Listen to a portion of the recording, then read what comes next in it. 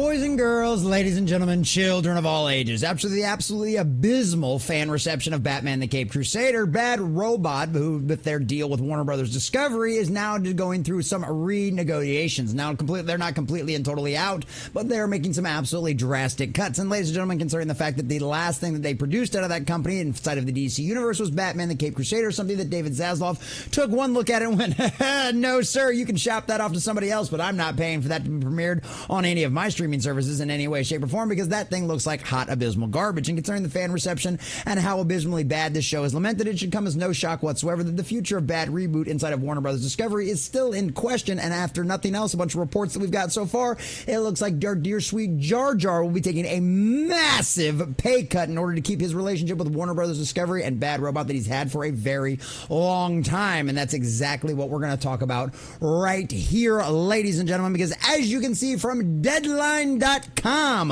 Jar Jar Abrams' Bad Robot in negotiations with Warner Brothers to extend a film and TV deal. But one of the things they leave out is the massive amount of restructuring and cutbacks that are going to have to happen over there at Bad Robot in order for Jar Jar to keep his cushy butt over there inside the Warner Brothers Discovery offices. So we're going to check out this article. We're going to check out some of the absolute abysmal reaction to Batman the Caped Crusader, which is probably what led to this massive renegotiation, as well as obviously Warner Brothers Discovery being billions of dollars in debt because of people like Jar Jar Abrams making absolutely poor decisions with any kind of... Now, remind you, this is the same guy that was out there wanting to make the Black Superman Ta-Nehisi Coates adaptation. No wonder Zaslav is going, look, we ain't paying you for the kind of garbage you've been coming up with as of lately. So we're checking this article from Deadline.com, getting all of the juicy details, and of course, show you as well the information we have about Jar Jar Abrams' pay cut. But before we do, if you do enjoy our content, hit that like button, share it with all your friends, and subscribe or follow if you have not already, because boys and girls, we're inching our way closer and closer to 1,200,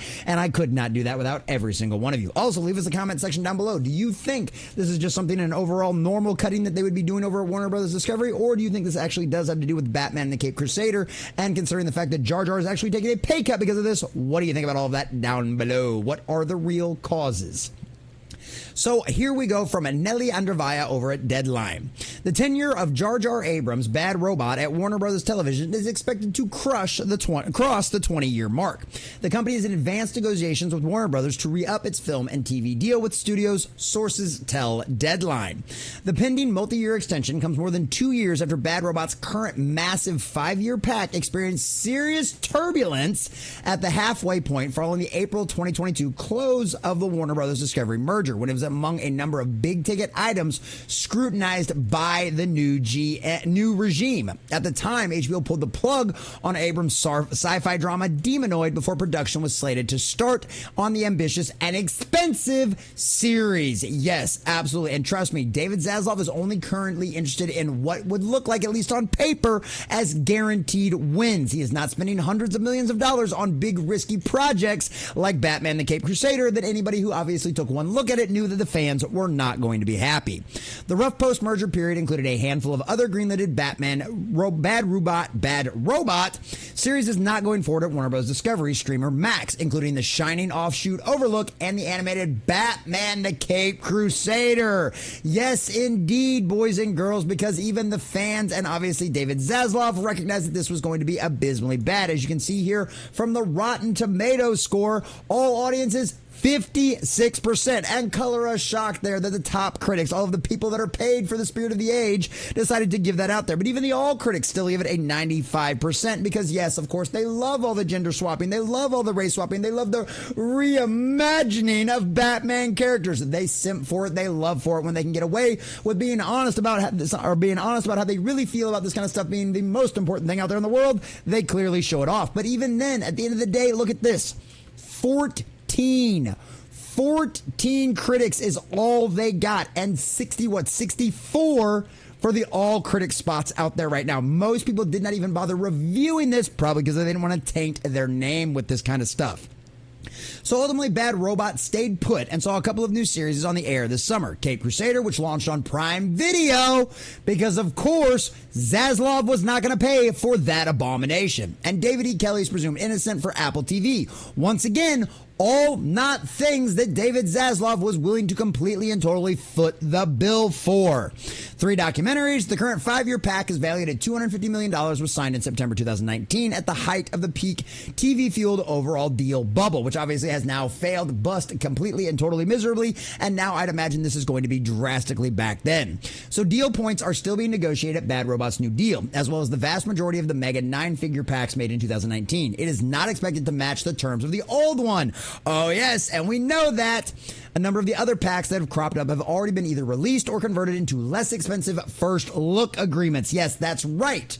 We are no longer going to be green lighting anything for you, Bad Robot, to automatically go. No. We get first look. We get first rights of refusal to whatever you produced under our umbrella.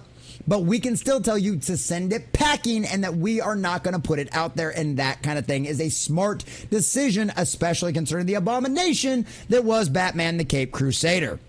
Abrams, who is currently at the Democratic National Convention in Chicago. Oh, color me shocked there. And we wonder why Batman the Caped Crusader failed, because this guy's politics matter more than good storytelling. I wonder if Bruce Timm's with him there as well. Has been at Warner Brothers for 18 years. His company Bad Robot has been based at Paramount before he signed the film and TV deal with Warner Brothers in 2019, which I'm sure if Zaslav could go back and change that deal and rewrite it into making sure it never existed is exactly what would happen. So of those negotiations for the new deals. Now, this comes from puck.com over here, but of course, because you have to pay to actually watch their articles, we're not going to bother with that, because guess what? Discussing Films out here and read this and said J.J. Abrams and his production company, Bad Robot, are finalizing a new multi-year film and TV deal with Warner Brothers. Abrams will be taking a massive pay cut from his 2019 contract. Yes, please, Daddy Zaslav, please let me stay on. I promise I'll take a massive pay cut. Everybody else, just please keep everybody else on. And honestly, you know what? For our leader, for a group out there as abysmally bad as Bad Robot has been over so many years and the absolute abominations that they have helped produce over the last few years, shout out to Jar Jar Abrams for not trying to just go down with the ship and actually willing to take cuts and hits from his own pay in order to keep this production company alive. Although whether or not that ends up being a mistake or not, only the future will tell us. But as of right now, we know this is a drastic cutback, and guess what? It's exactly what he deserves. A 56% audience score for this abysmally bad show that is nothing more than a prime example of go woke, go broke. This is exactly what Jar Jar Abrams deserves, and like I said, shout out to him for willing to be able to take the massive cutback. But this is what's going on over there at Zaslav's Warner Brothers Discovery. They are broke. And the future going forward with their company is things that they believe are going to be guaranteed hits, which is why they no longer are guaranteeing anything for Jar Jar Abrams and Bad Robot. You are not going to guaranteed a spot on Max. You are not going to be guaranteed a theatrical release. The only thing you are guaranteed now is that we will take a look at it, and then we will decide whether or not we're going to go forward with that. If that is not going to drastically reduce the amount of garbage that Bad Robot continues to put out there, I don't know what will, boys and girls. And I, for one, am glad to hear that. After the abysmal Caped Crusader that we all got, Jar Jar Abrams deserves to be completely and totally run out of Hollywood, not only for that, but for so many other things he's done in the past. Well, at least for now, we know that the cash cow is over, and it's not just Easy Street over there for Jar Jar and Bad Robot. Bad Abrams is right. Bad Robot anymore, because David Zaslav is like, nah, homie, it's over. Your Easy Street is done for, and we are going to check all of your homework before we let anything get out the door. And I, for one, am very happy to hear that.